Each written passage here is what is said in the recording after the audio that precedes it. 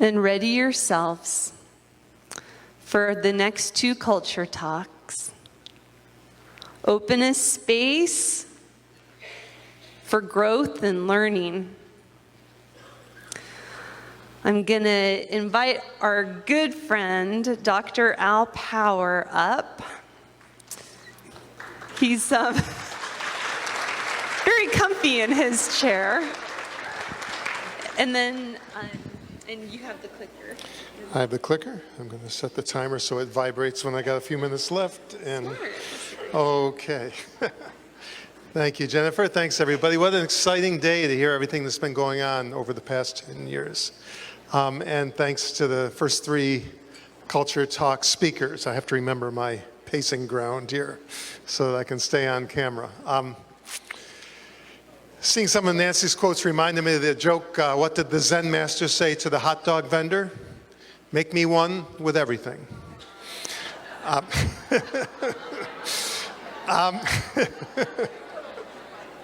Now, I know that most of the people who have been up here have been familiar faces to you. I think this is the first time most of you have met Carmen Bowman, and so I'm so glad she's finally been able to get up here. If you didn't read her bio, she is a former surveyor, which is great because she can explain how the regulations not only support culture change, but actually demand culture change. And I just want to share quickly 2 of my favorite Carmen Bowman quotes, which I often use. One of them is, never take anyone's word for what the regulations say.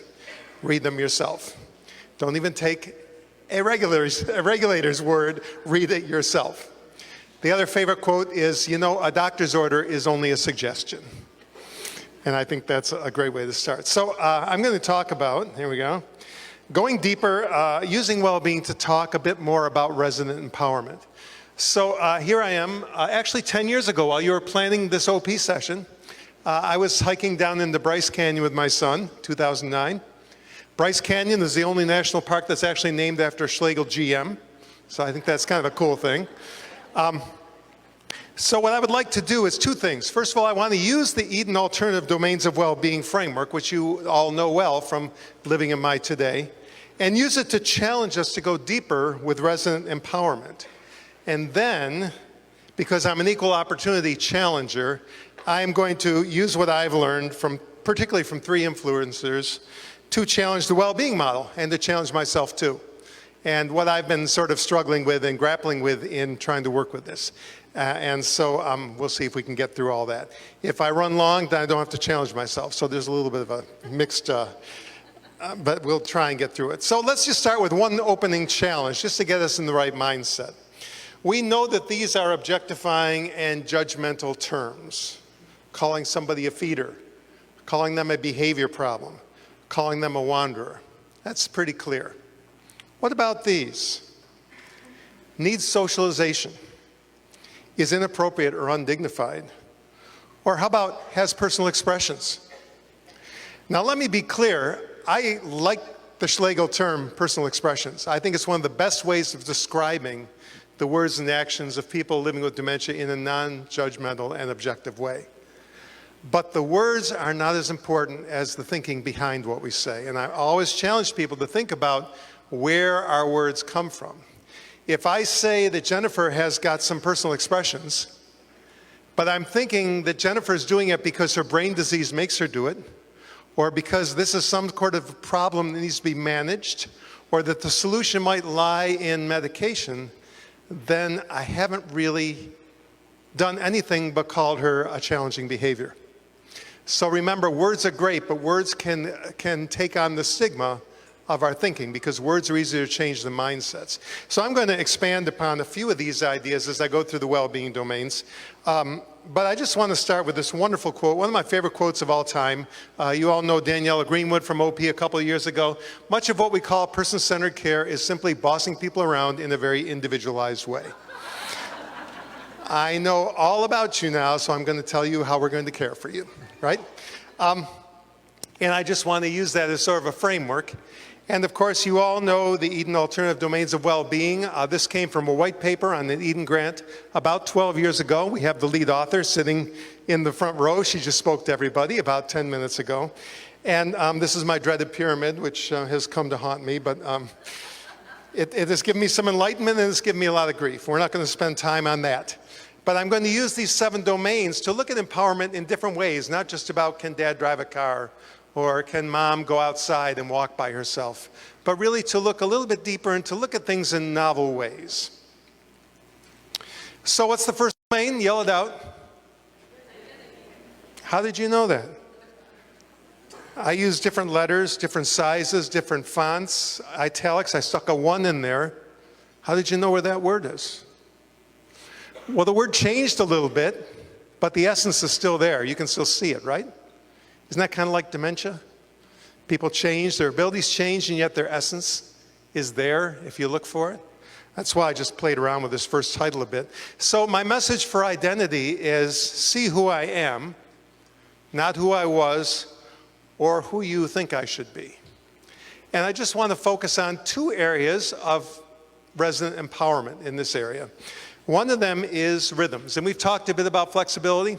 We've talked a bit about living. We won't talk about flexibility anymore, thanks Carmen, we'll just talk about living. But rhythms, how well do we honor the individual rhythms of people? We're getting better at having people decide when to get up in the morning. We're getting better at some of these person-directed leisure activities and engagements, but we still have a ways to go. And by the way, everything I'm talking here, I know has happened. I'm talking about, I've seen happen. Edgeschlegel Villages, good things. So the real challenge, if you've seen things get done better, is how do we take it deeper? How do we make it more widespread and more sustainable throughout all the villages? How do we bring it to the frailest people, to the people who are living with the greatest cognitive changes? And we know that when you have to wake people up, it's not because we're bad people, it's because systems make us do that. So if breakfast is at a set time, then people may have to get up earlier than they want to, if they want a hot breakfast. Or they may have to get a pill when they don't want a pill because they have to have it an hour before a meal. And so we have to really challenge ourselves. What is driving things? Often our dining schedule is driving things. How can we create flexibility? I think it was it Rose that said that it would be great to have, somebody said it'd be great to have the kitchen up on the neighborhoods. How can we create flexibility? The gentleman on the right, Don, who lived in one of the greenhouse homes I helped open at St. John's in Rochester, would wake up in a panic every morning. And people didn't know how to wake him up in a way that would keep him calm. And they were going to give him medication until someone suggested that they let him wake up. And the response was, well, he'll sleep till 10 o'clock. And the other response was, well, this is a greenhouse. Isn't that what we're supposed to do? And so there's Don having breakfast long after everyone else is finished, but he doesn't take medications. He doesn't wake up distressed. He gets up when he wants to, and the rhythm works. I've noticed today, particularly as we're getting on to our break time, a bit of sundowning going on in here. I saw a lot of people back there who were standing up because they just are not used to sitting for so long, because so many of you work on your feet all day, or maybe you work nights, or maybe you work evenings. If you see sundowning as a symptom of dementia, then your response may be a medication or maybe a little intervention that calms the person for the moment, but doesn't keep it from happening day after day after day. If you see sundowning as forcing people into rhythms that are not their individual rhythm, then you start adjusting things and getting to that root cause. And you can be like the Beatitudes campus in Phoenix, Arizona, who have a rest as needed policy. Follow the person's rhythm day and night. They can rest when they need it, they can be up when they need it, and they've eliminated sundowning for about 15 years straight. So is it a symptom of dementia, or is it a symptom of a system that doesn't recognize individual rhythms, and rhythms that are harder to maintain when you live with dementia? It's kind of like being in a place where you only speak a little bit of the language, and when you have to try to figure out what people are saying in another language, after a few hours, you get kind of tired of attending to that and trying to figure things out. Your brain fatigues and you fatigue. And when's that going to happen? In the afternoon, around the time the sun is getting lower. I mentioned a quote by Daniela Greenwood. I think you're going to guess that she's one of the three influencers I'm going to mention.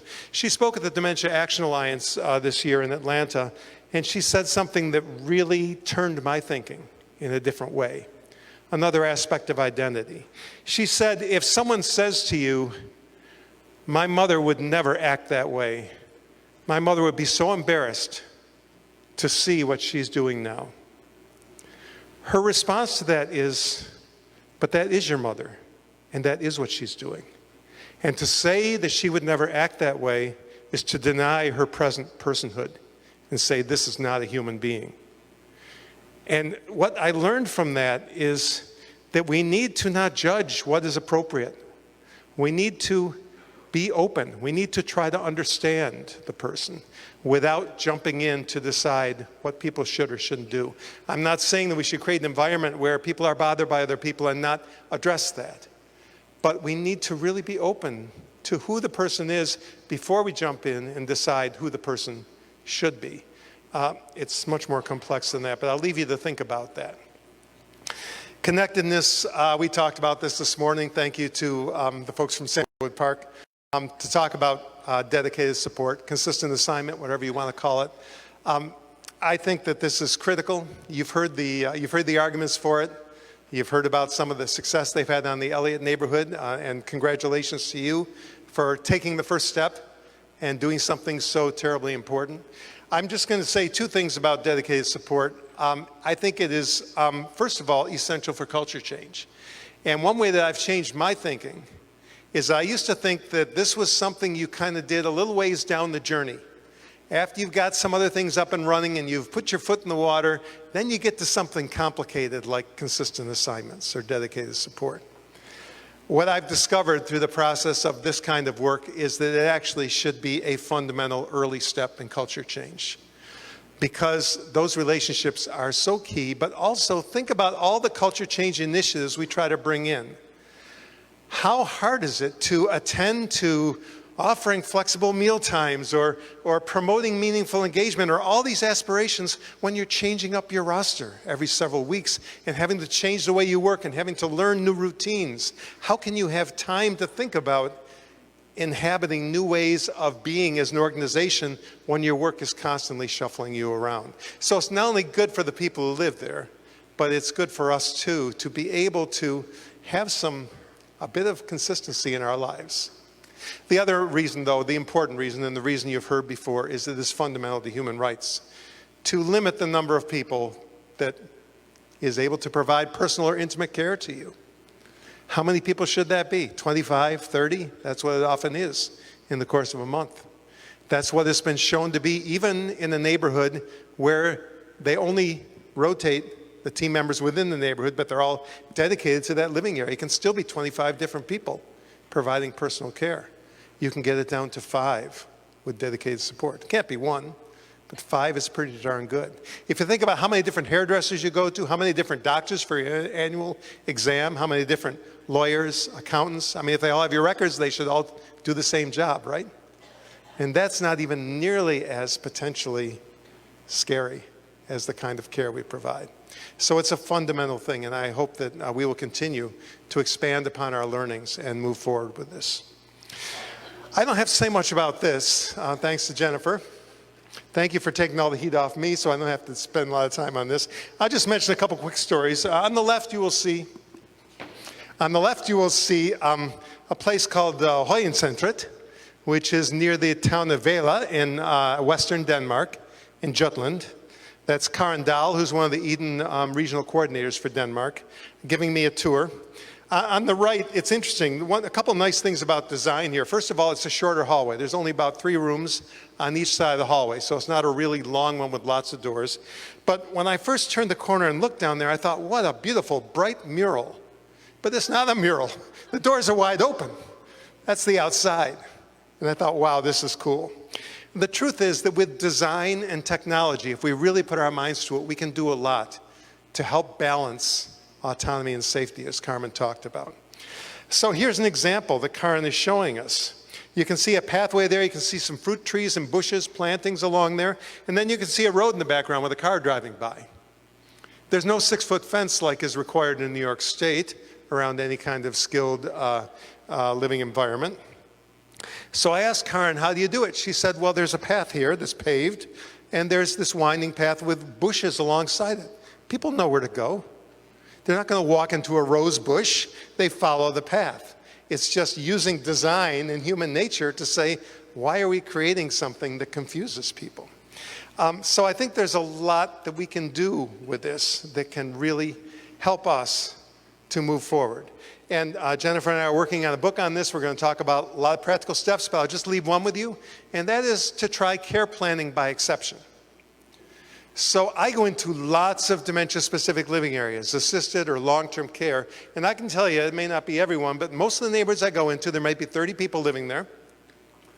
And I would say that probably of those 30, usually there are about 5 who could actually propel themselves outside if there were no door. And of those, maybe a couple who actually would do it, that you need to be concerned about, and yet all 30 are locked up. So why do we lock 30 people instead of finding a way to find those couple of people that are of concern and individualize their plans so that we can help keep them safe and support their ability to move freely? Remember, there are, I think, 3 reasons why people try to leave a locked living area. And the first one always is because walking is a normal human function. What's abnormal is preventing people from walking freely. That's what's abnormal. The other 2 are people who are distressed, and they're trying to find something that's not there or get away from something that is there. And those somethings are usually not physical things. They're things like those well-being domains. They're things like meaning and purpose and connectedness. I worked with a practicum student from the University of Guelph a couple of years ago to come up with a design tool, and we're calling it sustaining a sense of comfort and belonging. And it's more than the physical environment. It talks about the relational environment. It talks about operations, how the team members use the space. It talks about unmet needs and well-being. It talks about sensory changes with aging. And we're going to be testing it. And I'll be looking for a village that would like to walk through with me and try this audit, because it's not meant for architects or high-level planners. It's meant for team members to look at their environment and see, are we creating a sense of comfort and belonging?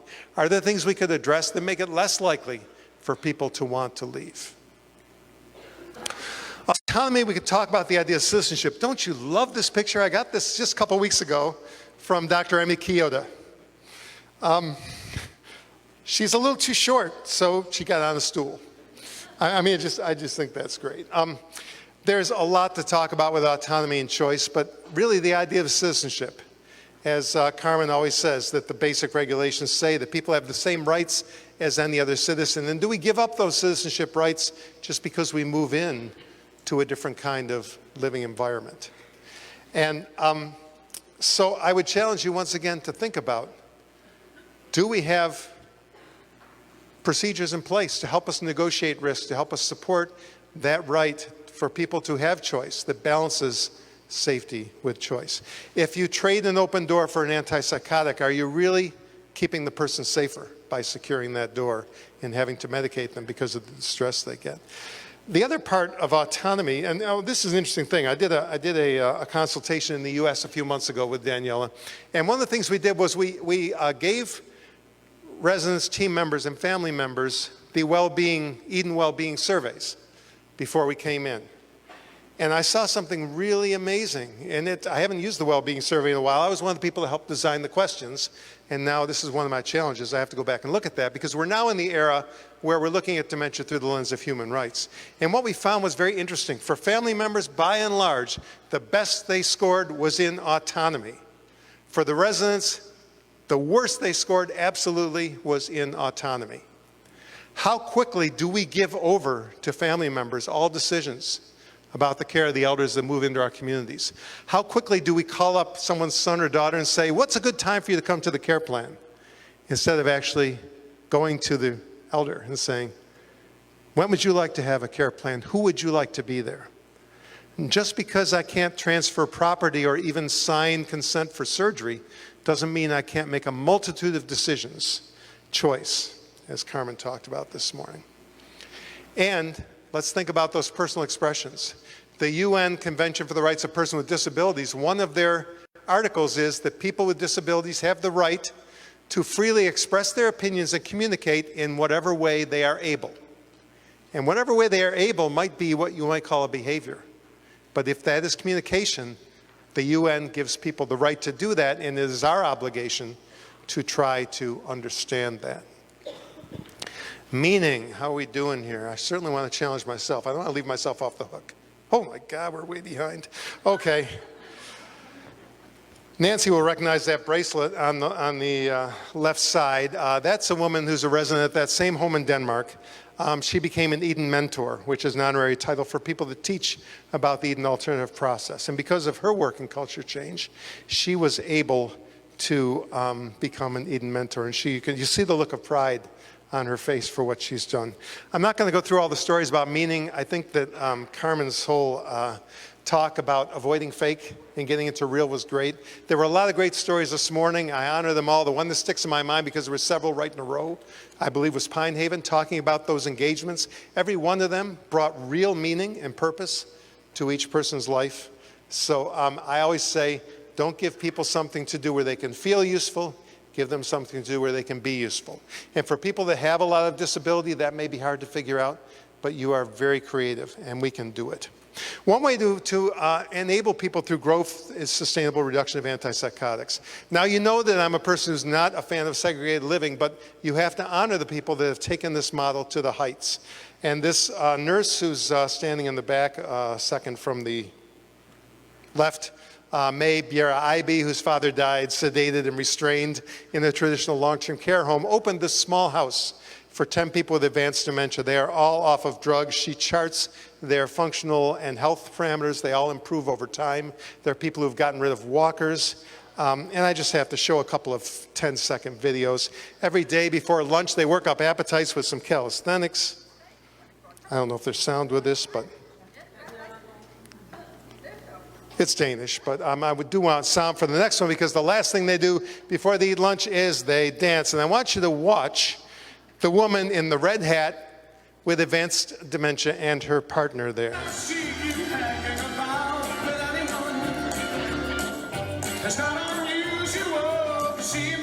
Look at that footwork.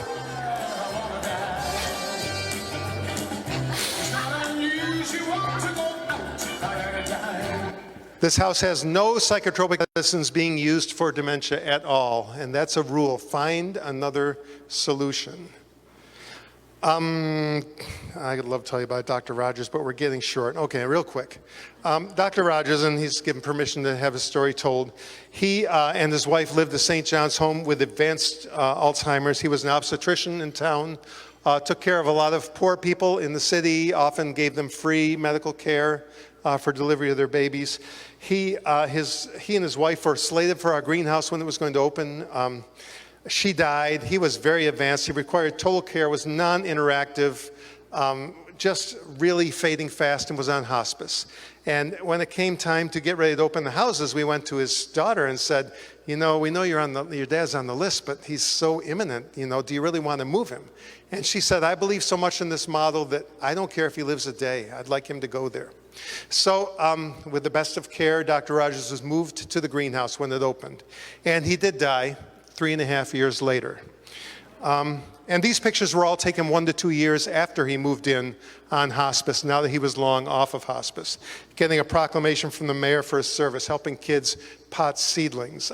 So I want to go back to Christie's quote, the art of the possible. Do we really expect less? Do we really give people a chance to grow? Joy, just to remind you that it's more than just the fun activities. Joy is also that sense of inner well-being, contentedness. Marguerite on the right from our greenhouses goes out and bakes in the sun every day, and that's the look on her face. She is absolutely contented doing that. It's her choice, and it strengthens all of her domains of well-being. So 3 influences in my growth. There's Dr. Jennifer Carson with a Morton Bay fig tree, Daniela Greenwood with a koala, and Michael Verdi with a crazy person. And Jennifer and Daniela both introduced me to more relational aspects of living and care, the census framework, relationship-based approaches, power dynamics.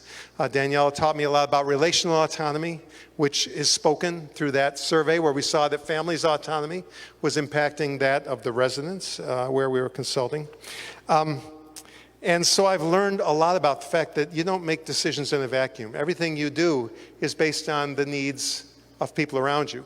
If you made decisions without any concern for anyone around you, you would either be a sociopath or maybe a US president. But most of us are thinking about other people.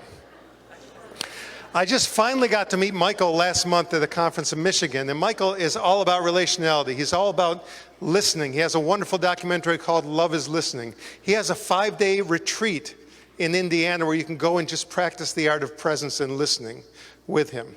He has 3 practices of presence, which are letting go of judgment, letting in awareness, and then using those 2 things to create a new normal for you and the person with whom you are in relationship.